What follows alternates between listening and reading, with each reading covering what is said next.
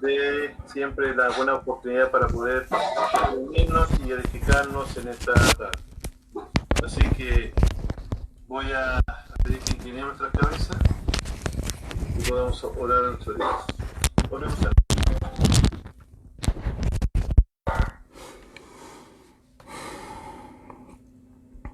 Bendito Padre, Señor, que estás en los cielos. Un grupo de sus hijos eleva esta oración mostrando gratitud por tu gran amor y misericordia que derramas sobre nuestras vidas, porque nos da todo lo necesario, porque provee trabajo, bienestar, buena salud, porque cuida de nuestra vida y nuestra salud para poder realizar la obra suya en cada lugar donde estamos. Gracias, bendito Señor, por que su Espíritu Santo siempre nos guía por medio de su palabra para encontrar siempre respuestas a preguntas, a dudas, a inquietudes que cada uno de sus hijos tiene. Y por medio de su palabra encontramos siempre respuestas que puedan ayudar a nuestra vida espiritual. Por eso, Señor, damos gracias por este momento que vamos a tener de poder estudiar, meditar, reflexionar en su palabra, que será expresada por nuestro hermano Andrés, que sea bendiciendo siempre su vida, a su familia, proveyendo para nuestro hermano todo lo necesario en lo material como también en lo físico. Concede buena salud siempre, Señor, para que puedan seguir realizando este trabajo de la enseñanza y de la predicación de su palabra. Oramos, bendito Señor, por los enfermos que hay entre nosotros, en su obra, en todo lugar, por los hermanos que han partido de este mundo por causa de este virus. Sabemos, Señor, que están con usted porque han sido fieles, han trabajado arduamente en su obra, han acabado la carrera y están delante de su presencia, esperando, Señor, el juicio final. Oramos, Señor, también por la familia que queda, por el vacío y el dolor que queda en la familia. Oramos, Señor, para que usted pueda consolar y fortalecer los espíritus de cada uno de ellos. Gracias, bendito Padre, por ayudarnos, Señor, en todos nuestros quehaceres. Y perdona, Señor, si en algo le hemos ofendido, ya sea en palabra, en pensamiento, en actitud. Que nos ayude, Señor, a tener un arrepentimiento verdadero para poder mostrar cambios profundos en nuestras vidas. Gracias, Padre Santo. Bendice a todas las personas, Señor, que escuchan su palabra, ya sea por medio de internet o por medio de palabra, por folleto, a quienes les hablamos, les predicamos de su mensaje. Oramos por ellos, Señor, por aquellas personas que no conocen de su verdad, que puedan ellos poner atención a su palabra, para que puedan encontrar en ella la fe y la salvación que necesitan sus almas, para que puedan estar en comunión con usted. Padre Santo, gracias le damos por los méritos de nuestro Señor Jesucristo. Amén. Amén. Pues, hermano Andrés, el lugar es suyo. Muchas gracias, hermanos. Gracias porque me permiten participarles de la palabra de Dios, ¿verdad? Y sentimos pena, sentimos tristeza por las personas que han partido. Me di cuenta de otro hermano de Chile que falleció también. Recientemente falleció nuestro hermano David Rodríguez y escuché a hermanos de otro hermano de Chile que falleció ayer, me parece, ayer o antier. ¿No saben ustedes qué hermano fue? Alguien lo publicó, pero no tengo el nombre ahorita. Y fue también debido al COVID, y era un hermano muy joven de 32 años el que falleció recientemente. El hermano David era relativamente joven también. Tenía 43 años. Era más joven que yo, fíjese. Sí, sí. Entonces, no cabe duda de que pues en cualquier momento podemos irnos, ¿verdad? Hay que estar listos, hermanos, como ellos. Amén. Quiero en esta ocasión, encontré un tesoro, hermanos, que creo que a lo mejor algunos de ustedes lo han encontrado también. Siempre hay porciones de las Sagradas Escrituras que nos atrapan. Y yo encontré esta porción de la Sagrada Escritura que está en Juan capítulo 8, del versículo 2 al 11. Y encontré ahí un tesoro, hermanos, para sacar bastante beneficio. Es acerca de aquellos hombres que trajeron ante la presencia de Jesús a una mujer adúltera. No sé si ustedes lo han estudiado últimamente. Y si lo han estudiado últimamente, pues van a poder comentar, porque vamos a hacer un estudio abierto y esta va a ser una serie, hermanos. Posiblemente de unas 3 sesiones. Así de que les invito a que tengan su Biblia abierta y vamos a empezar con ese estudio de Juan capítulo 8, versículos del 2 al 11.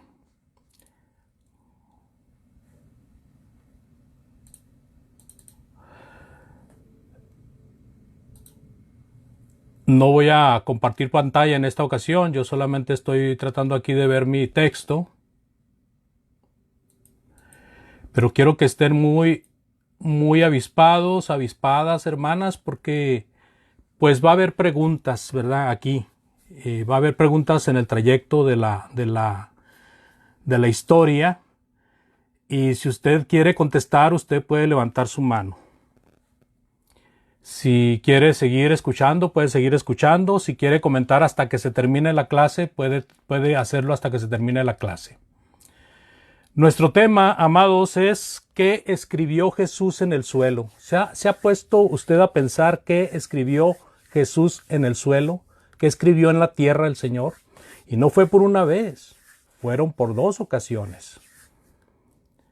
Bueno, vamos a leer el texto de Juan capítulo 8, versículos del 2 al 11. Si me siguen en la lectura, por favor.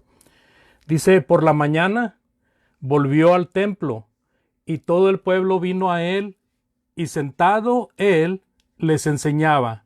Entonces los escribas y los fariseos le trajeron una mujer sorprendida en adulterio, y poniéndola en medio le dijeron, Maestro, esta mujer ha sido sorprendida en el acto mismo de adulterio. Y en la ley nos mandó Moisés apedrear a tales mujeres. ¿Tú pues qué dices? Mas esto decían, tentándole para poder acusarle. Pero Jesús, inclinando hacia el suelo, escribía en tierra con el dedo. Y como insistieran en preguntarle, se enderezó y les dijo, el que de vosotros esté sin pecado, sea el primero en arrojar la piedra contra ella. E inclinándose de nuevo hacia el suelo, siguió escribiendo en tierra, pero ellos al oír esto, acusados por su conciencia, salían uno a uno, comenzando desde los más viejos hasta los postreros. Y quedó solo Jesús y la mujer que estaba en medio. Enderezándose Jesús y no viendo a nadie, sino a la mujer, le dijo, Mujer, ¿dónde están los que te acusan? O los que te acusaban, perdón. ¿Ninguno te condenó? Y ella dijo, ninguno, Señor. Entonces Jesús le dijo, ni yo te condeno. Vete y no peques más. Tremenda parte de las Sagradas Escrituras, hermanos. Infinidad de veces he oído predicaciones, estudios de esta porción de la Escritura, pero nunca me había atraído tanto como en esta última vez que la he estado estudiando. No vamos a hablar directamente del todo el caso en sí, sino que vamos a ir viajando a través del caso para que a través de el viaje que vamos a hacer en este pasaje podamos ir aprendiendo muchas cosas que están aquí enseñadas de una manera indirecta. Así de que, amados hermanos, déjenme decirle que en el trayecto de llegar a una conclusión de qué fue lo que Jesús escribió en el suelo, nosotros podemos aprender muchas cosas. Así de que nuestra meta es llegar a saber qué fue lo que escribió en el suelo, pero mientras llegamos a esa meta, vamos a aprovechar todo lo que se nos atraviesa en el camino. Fíjese lo que se cree que escribió. ¿Usted ha oído esta pregunta? ¿Qué escribió Jesús en el suelo? ¿Qué cree usted de lo que se escribió en el suelo? ¿Qué es lo más común que usted ha oído de qué escribió Jesús en el suelo? ¿Puede contestar si gusta? A ver, hermano Marcos. Sí, yo pienso que escribía sobre los mandamientos, sobre la ley. Escribió sobre los mandamientos, sobre la ley. Sí. Bien. Pienso que puede ser, o sea, uno puede especular en esto, pero puede ser el juzgar o el adulterio.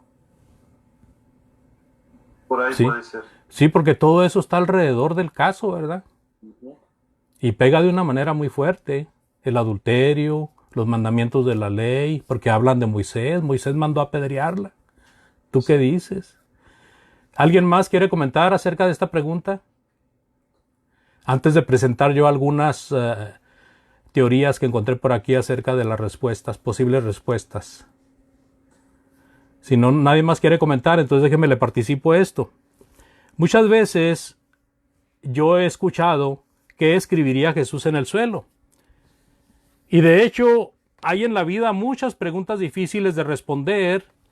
La ventaja de ser estudioso de las Sagradas Escrituras es que orando al Señor, pidiendo su guía, es que podemos llegar a conclusiones sanas y respirar tranquilos, recordando siempre la palabra de Dios.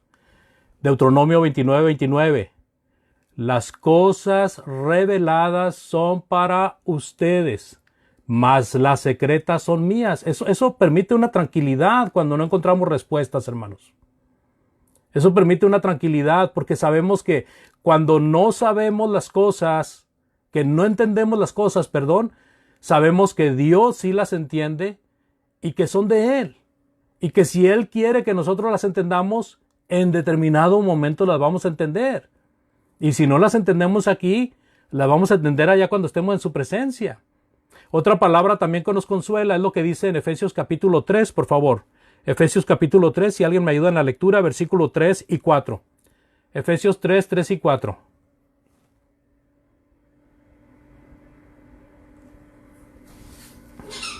Yo lo tengo. Adelante.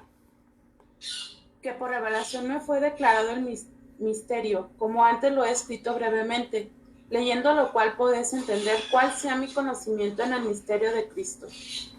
Así es. Cuando nosotros entendemos estas palabras del apóstol Pablo, traen consuelo a la inquietud de que, qué quiso decir aquí Dios, qué es lo que debemos de aprender de aquí, por qué yo no entiendo esto. Bueno, dice Pablo nos da un camino, leyendo lo cual podéis entender cuál sea mi ministerio en el misterio de Cristo. ¿Sí? Si nosotros no entendemos, lo que tenemos que seguir haciendo es leyendo, estudiando, ¿verdad? Con la ayuda, pidiendo siempre la guía del Señor, por supuesto. Ahora, ¿qué respuestas hemos escuchado? Bueno, una de las respuestas más comunes, la primerita que me encontré en internet es los pecados de los demás. ¿Qué escribió Jesús en el suelo? Los pecados de los demás. Los pecados de ellos, perdón. Los pecados de ellos. Imagínense la gran lista, hermanos, que tuvo que escribir Jesús para escribir los pecados de ellos. ¿Verdad? Claro que también sería una larga lista la otra respuesta, los 10 mandamientos, como decía nuestro hermano Marcos, ¿verdad? Los mandamientos. Si Jesús se pone a escribir los pecados de ellos, imagínense escribir platos lavados, sepulcros blanqueados, hipócritas, mentirosos, abusones, generación de víboras, llenos de inmundicia, de maldad, asesinos, hijos del diablo. Estos son calificativos que el Señor les enunció en vida, en su ministerio, a estas personas que traen a esta mujer a su presencia. También, si hablamos de los 10 mandamientos, pues sería una lista más larga todavía.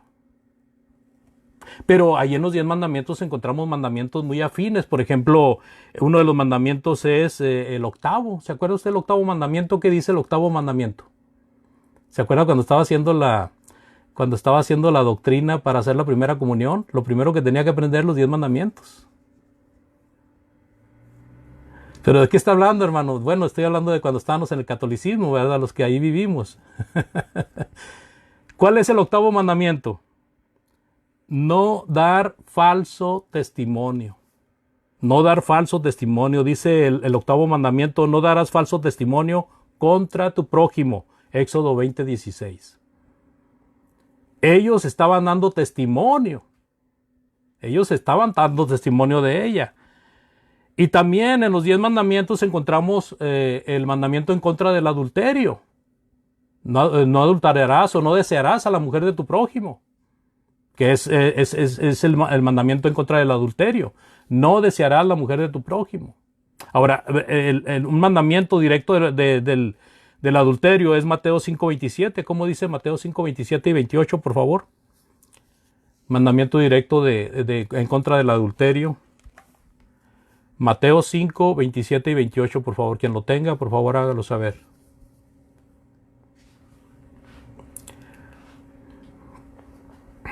Por acá, hermano. Adelante, hermano John. 5, 27 y 28, ¿verdad? Sí, señor. Dice así: oíste que fue dicho, no cometerás adulterio. Pero yo os digo que cualquiera que mira a una mujer para codiciarla, ya adulteró con ella en su corazón.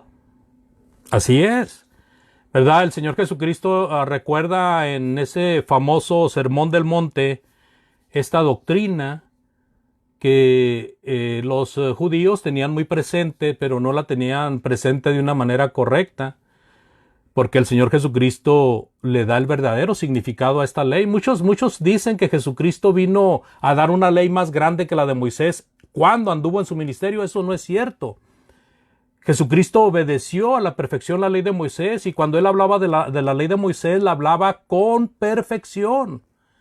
Oíste que fue dicho, no adulterarás. Entonces el judío común decía, bueno, dice que no adultere, pero pues voy a darme un taquito de ojo, ¿verdad? ¿Qué tiene de malo? Y dice el Señor ahí, con solo, bueno, hermanos, si no comprenden, si no entienden la figura, taquito de ojo en México es cuando uno le da gusto a la vista.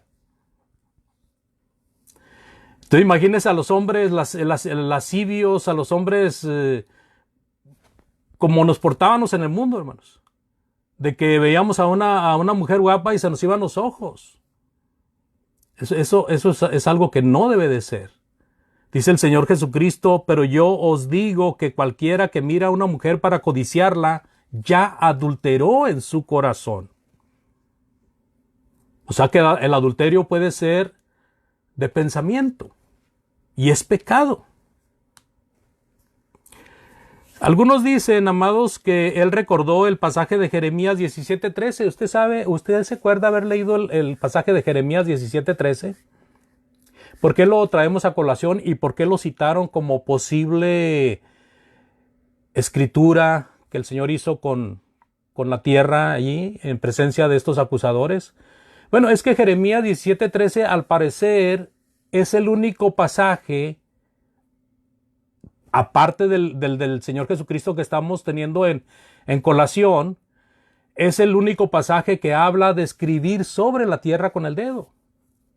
Dice la palabra de Dios en Jeremías 17:13, por favor. Quien guste leerlo.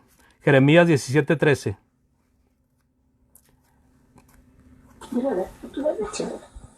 Adelante, hermano. Oh Jehová, esperanza de Israel, todos los que te dejan serán avergonzados, y los que se apartan de mí serán escritos en el polvo, porque dejaron a Jehová manantial de agua viva. Sí. ¿Verdad? Ahí ese versículo habla de que las personas desobedientes van a quedar avergonzadas, ¿verdad? Y luego dice que serán escritos en el polvo, porque dejaron a Jehová, que es manantial de aguas vivas. El polvo en contra del manantial, ¿verdad? La sequía en contra de lo que tiene agua, de lo fresco. Está hablando Jeremías, hermanos, de la vergüenza que es para el desobediente cuando le es cobrado su pecado. Es una vergüenza, es como si su nombre hubiera sido escrito en el polvo y fácilmente el viento viene y lo borra. Así es lo que quiere decir Jeremías. Pero es la única parte en las Sagradas Escrituras que encontré yo que habla acerca de escribir sobre la tierra. Ahora, algunos piensan que eso fue lo que pudo haber escrito, que les recordó ese pasaje de Jeremías, ya que Jeremías era un hombre muy conocido por los judíos. Y luego cuando dice primeramente los viejos, en el pasaje que leímos de Juan, dice que los que empezaron a irse fue primeramente los viejos. Así de que los viejos entendían mejor esto de Jeremías, Isaías y todos estos profetas más viejos o mayores. Pero bueno, sin duda, y esto ya como una semi-respuesta, sin duda Jesucristo escribió algo que ellos necesitaban escuchar. Eso sin duda. Algo que ellos necesitaban ver, que necesitaban entender. No escribió algo nada más por escribir.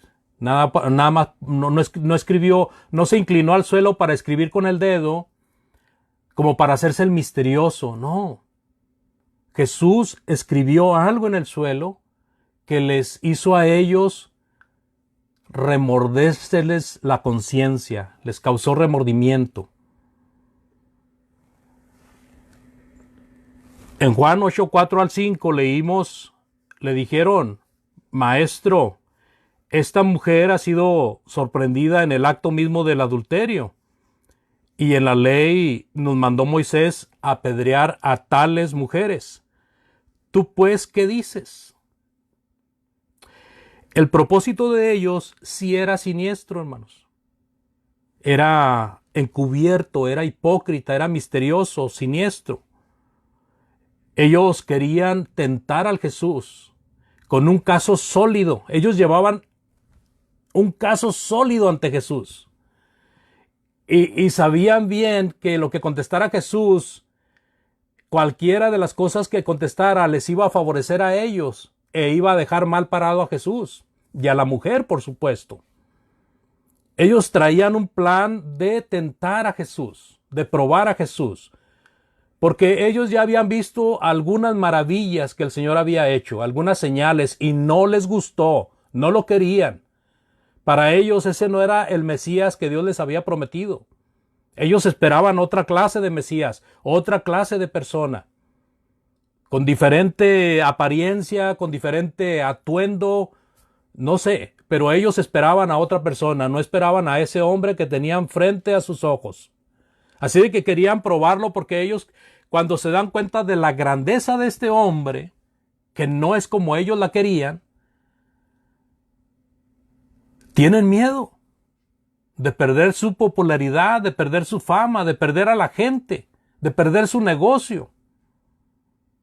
Y entonces Jesús, pues constantemente fue atacado por estas personas. Dice en Juan 8:6, mas esto decían tentándole para poder acusarle. Estos hombres desde el principio hasta el fin del ministerio siempre estuvieron sobre Jesús, sobre Jesús, sobre Jesús. Ellos querían destruir a Jesús y cuando veían que no podían con él, se metían con los discípulos o se metían con la gente que él quería o que andaban con él para herirlo. Mire allí en Marcos 2:6, por favor, hay un caso, ¿verdad? El Señor Jesús sana a un paralítico. O le dice unas palabras al paralítico, le dice, tus pecados te son perdonados. Y estos hombres se ponen ahí medio rejegos. ¿Cómo dice Marcos 2:6, por favor? Marcos 2:6 y 7 también. Dice así, hermano.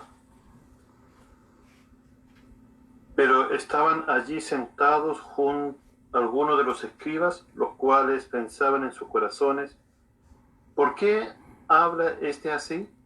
Está blasfemando. ¿Quién puede perdonar pecados sino solo Dios? Fíjese, ellos, está el Señor diciéndole a este paralítico, tus pecados te son perdonados. Y ellos están pensando, ¿por qué dice eso ese hombre? Solamente Dios puede decir esas palabras. Y Jesús, conociendo el corazón de ellos y sus pensamientos, porque nada había oculto para él, les dijo, ¿por qué están cavilando eso? La palabra cavilar quiere decir, ¿por qué están pensando eso? Dentro de sus corazones. ¿Qué es más fácil decirle a este hombre, tus pecados te son perdonados, o toma tu lecho, levántate y toma tu lecho y anda? Si estuviéramos en Nicaragua, allá nuestros hermanos dirían, andate, levántate, toma tu lecho y anda. ¿No, hermano Mario? Fíjense, es tremendo, hermanos, lo que el Señor Jesucristo estaba haciendo ahí. Y estos hombres cavilaban dentro de sus pensamientos. En vez de decir, bueno, esto es algo maravilloso, ¿verdad? Y luego viendo la actitud, viendo el milagro ahí. Ahora, en otra ocasión, en Marcos 2:16, encontramos otro caso también, nomás para hacer hincapié en esto de cómo siempre estaban tratando de perjudicar al maestro. Marcos 2:16, por favor. ¿Alguien más que quiera ayudarnos?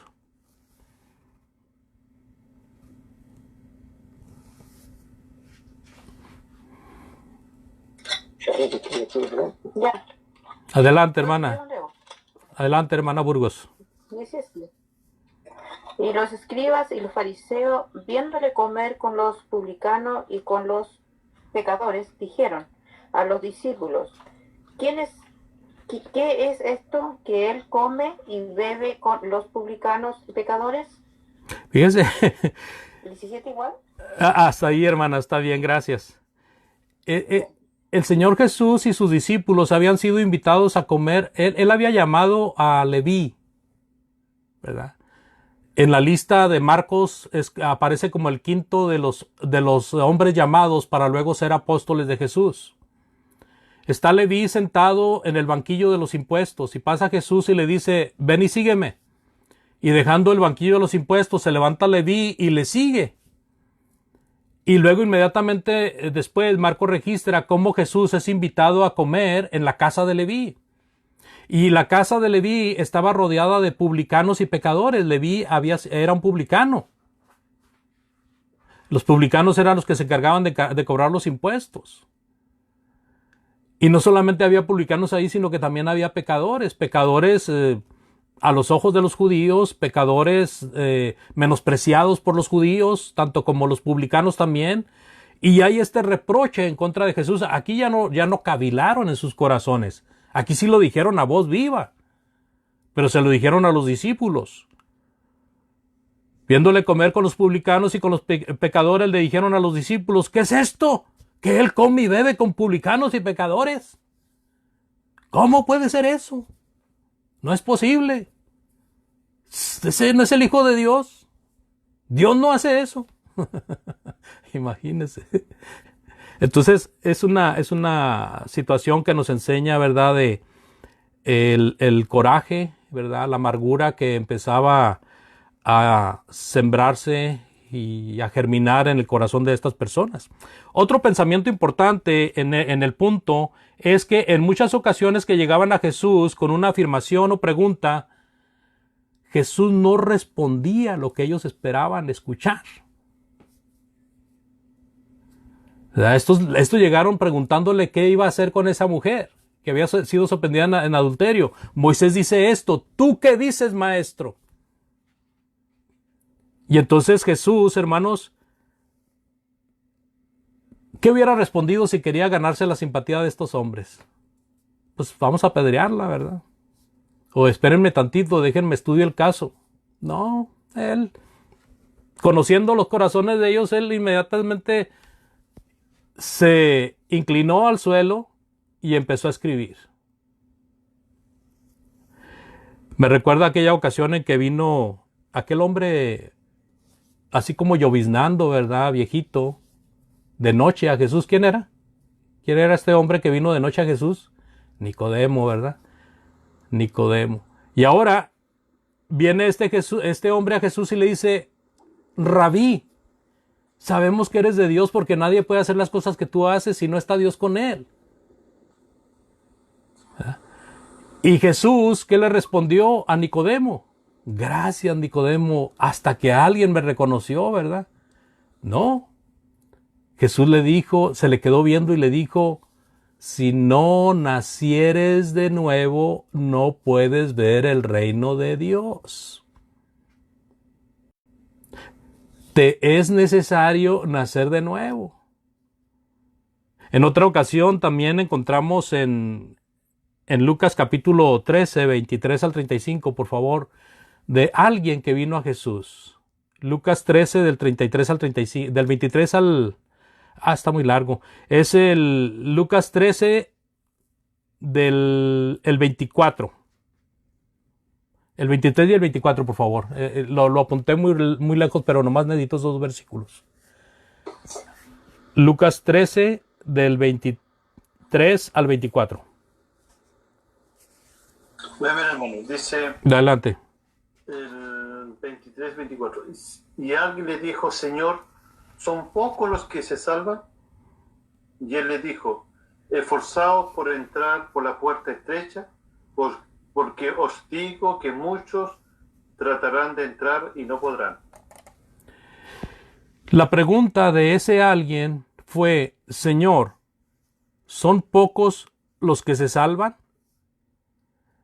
Si Jesús hubiera respondido una respuesta directa, ¿cuál pudiera ser la respuesta? No, son muchos. O sí, son pocos. Pero no respondió la pregunta directa. Jesús sabía lo que este hombre necesitaba. Este hombre entonces Jesús le dice, esforzaos por entrar a la puerta angosta, porque muchos van a procurar hacerlo y no van a poder. Va a llegar el momento en que el dueño de la casa va a venir a cerrar la puerta y ustedes van a estar tocando ahí desesperados para entrar y él les va a decir, no los conozco. No los conozco, no sé quién son ustedes. Entonces, la respuesta a esta pregunta de ¿son pocos los que se salvan? ¿Son pocos o muchos? Tú esfuérzate por entrar a la salvación, ¿verdad? Entonces, este es un ejemplo de que Jesús no contestaba lo que la gente quería oír. Jesús contestaba lo que la gente necesitaba. Y eso es muy importante. Así que esperando una respuesta comprometedora, estos fariseos y escribas, para que comprometiera al Señor, se llevan la gran sorpresa de que Jesús escribió en el suelo. Con que vienen con esa pregunta, pues ahí les va la respuesta, ¿verdad? Y se pone a escribir en el suelo. Se pone a escribir en el suelo el Señor. Lo que escribió en el suelo llegó hasta lo más profundo de sus corazones. Lo que Jesús ha contestado a las personas que le han hecho preguntas, las respuestas que ha dado el Señor ha llegado hasta lo más profundo de su ser. Y me hace recordar la escritura de Hebreos 4:12 y versículo 13. Si lo tiene alguien, por favor, 4:12 y 13 de Hebreos. 4:12 y 13.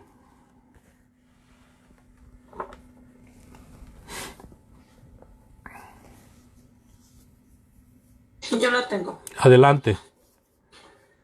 Dice, porque la palabra de Dios es viva y eficaz, y más cortante que toda espada de 2 filos, y penetra hasta partir el alma y el espíritu, las coyunturas y los tuétanos, y discierne los pensamientos y las intenciones del corazón.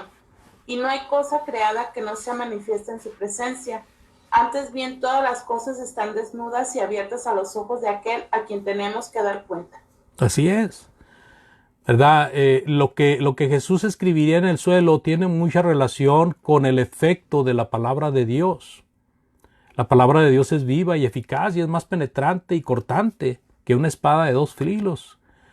Y no solamente penetra la carne, sino que penetra los nervios y hasta en medio de los huesos. Y no solamente lo material, sino que hasta lo espiritual, el alma. ¿Verdad? Entonces, por eso muchas veces nosotros nos sorprendemos de que andamos haciendo algo incorrecto y no sabemos. O nos lo han dicho y no lo entendemos. No, pues tú crees que yo ando mal, pero yo no lo creo así. Pero luego viene la palabra de Dios, hermanos. Por eso es importante usar la palabra de Dios en en las exhortaciones, ¿verdad? Cuando va uno a señalar algún error, hay que usar la palabra de Dios, porque la palabra de Dios es la que debe de trabajar. El ser humano no convierte a nadie, el ser humano no hace cambiar a nadie hacia Dios, es la palabra de Dios. El Señor Jesucristo les había dicho a los apóstoles que el Espíritu Santo vendría para convencer al mundo de pecado y juicio. ¿Y cómo lo hizo? Lo hizo con la palabra, con el mensaje. Entonces, esa situación nos lleva a comprender que realmente las palabras que escribió Jesús en el suelo, por 2 veces hizo su trabajo, ¿verdad? Porque leímos todo el pasaje de cómo ellos se fueron.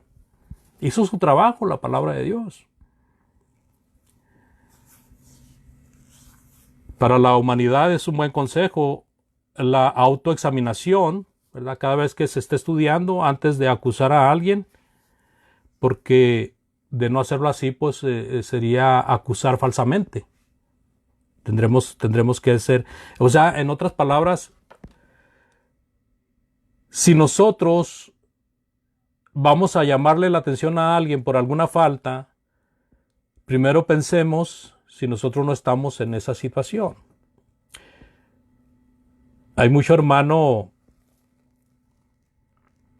que en su inmadurez quiere ordenar al mundo, pero es tan inmaduro que lo hace de forma inadecuada. Y en su mismo afán por componer el mundo no se da cuenta de que él mismo necesita primero hacer cambios, ¿verdad? Hacer muchos cambios. Quizás el decir una verdad completa y apoyarla con las Sagradas Escrituras, ¿verdad? No decir verdades a medias, porque en este caso, hermanos, de Juan capítulo 8, puede estar involucrada una media verdad. Están hablando de que la ley de Moisés dijo esto, pero pueden estar aplicando la ley de Moisés como a media verdad, como lo hizo Satanás con Eva, cuando le dijo no vas a morir, sino que tus ojos van a ser abiertos y vas a conocer el bien y el mal. Pero sí iba a morir. No iba a morir instantáneamente, pero sí iba a morir. Adán y Eva fueron creados para vivir en el paraíso, hasta que desobedecieran. Cuando desobedecieron empezó la muerte en sus vidas y en el mundo. Pero bueno, ¿qué fue lo que escribió Jesús en el suelo? Les invito a que estén pendientes para la próxima semana, hermanos. Aquí nos quedamos en esta ocasión. Para la siguiente semana les prometo que vamos a avanzar hasta comprender un poco más qué fue lo que pudo haber escrito en el suelo. Tenemos esa encomienda, esa meta de saber qué fue lo que escribió Jesús en el suelo. Y si no lo sabemos es porque no se puede saber. Pero que si se puede saber, entonces nosotros tenemos la herramienta necesaria para saberlo. Yo les agradezco su atención, hermanos y hermanas, y primeramente Dios continuaremos el próximo martes. Muchas gracias. Dejamos el lugar a nuestro hermano Marcos, por favor. Muchas gracias, hermano Andrés. Nos dejó ahí con la inquietud. A ver qué cosa escribió o no. Vamos a empezar a investigar, buscar. Sí, eso. A ver si encontramos algo. A ver si encontramos los indicios de qué escribió el Señor. Una buena pregunta y una buena tarea para la casa, para que podamos de aquí el próximo martes traer alguna respuesta. Esa Sí. es la idea, que puedan participar también los hermanos. Así que agradecemos, hermanos, la lección y o sea, en esta lección encontramos muchas cosas que podemos rescatar y lo que podemos nosotros ver acá, hermanos, es que siempre vemos a que se presenta la mujer adúltera, pero nunca aparece con quién adulteró. Uh-huh. ¿Dónde está el hombre a quien se le acusa de adulterio? ¿Ya? Esa es otra inquietud, otra pregunta y que muchas veces... A lo mejor salió corriendo, hermano. O a lo mejor estaba ahí mismo.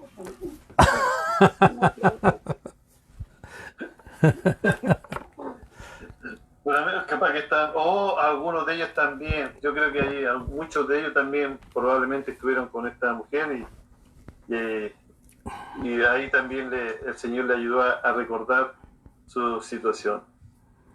Pero un buen tema, hermano. Gracias por la lección y agradecemos su buena disposición para presentar esta lección en esta tarde. Gracias a Si Dios. algún hermano tiene alguna pregunta, comentario, algo que quieran agregar, o se van a poner a investigar ahí.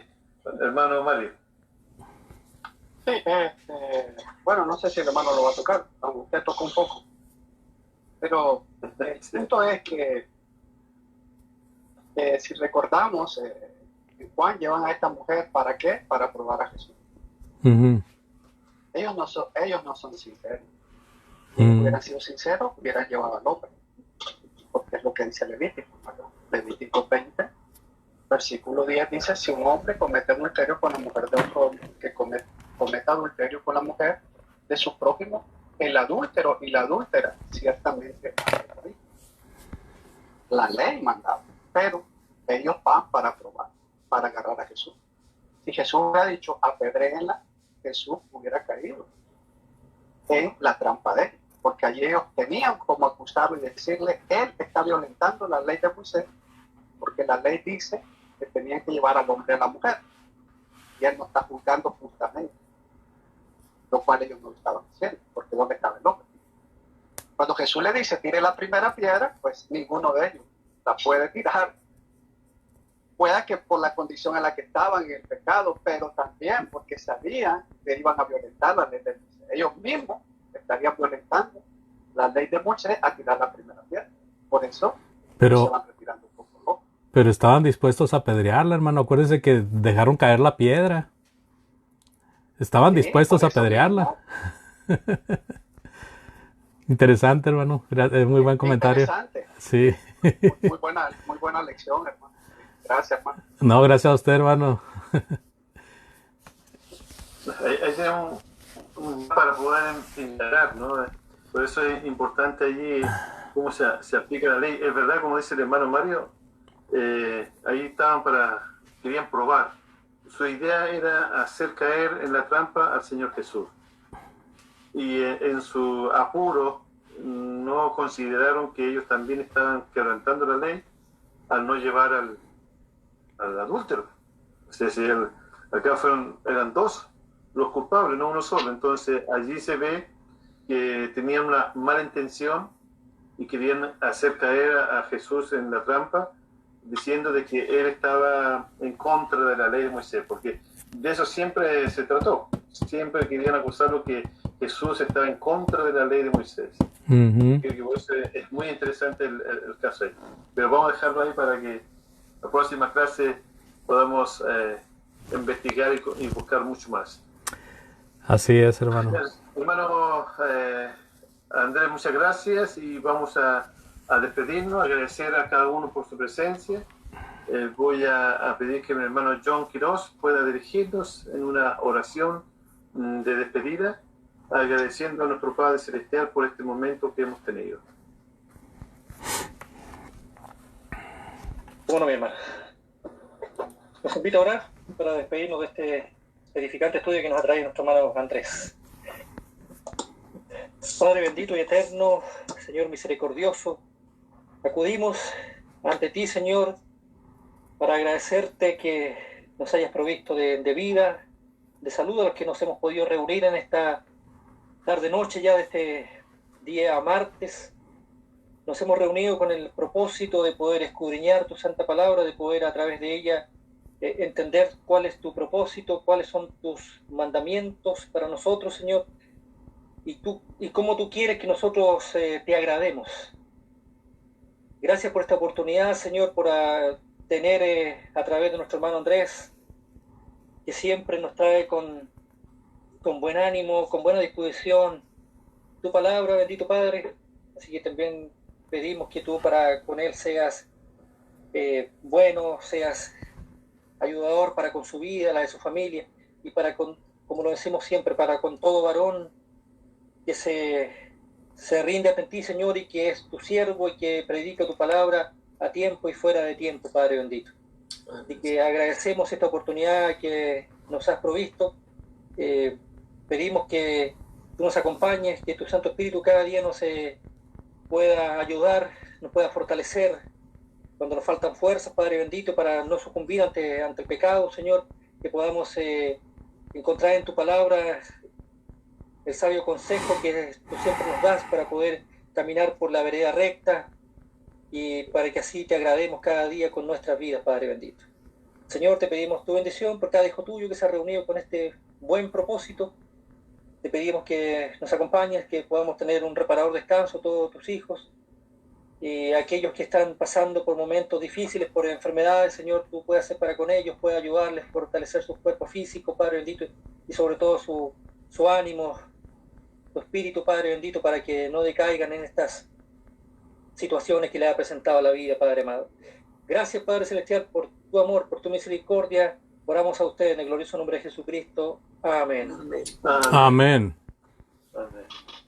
Muchas gracias, hermano John. Gracias por la oración y agradeciendo también a nuestro hermano Andrés, nuestro hermano Mario, nuestra hermana Lorena, nuestra hermana Sandra, nuestra hermana Doralisa, Enrique, Sebastián, hermano Marco. ¿Y hermano? Hermano Marco, Sí. una sugerencia. Sí. Una sugerencia. Y puede enviar el link una hora antes o media hora antes.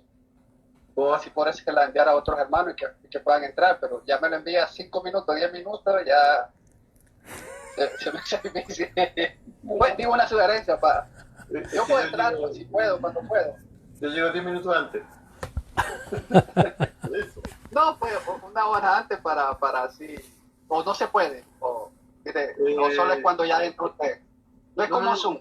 Lo que pasa es que, no, si tengo un tiempo limitado, pero se lo puedo enviar más o menos como 20 minutos antes. Sería bueno para compartirlo con otros hermanos, pero ya cuando me lo envía 5 ya como que es más difícil para que los hermanos puedan entrar. Ya, yo se lo envío. No, está bien, se lo envío primero a usted. Media hora. El problema es más, se lo envío más temprano. Gracias, hermano. Ya, listo. Chao, hermanito, que Dios les bendiga mucho, que descansen. Muy buenas noches, hermanos. Dios les bendiga a todos. Hasta luego. Lorena, chao.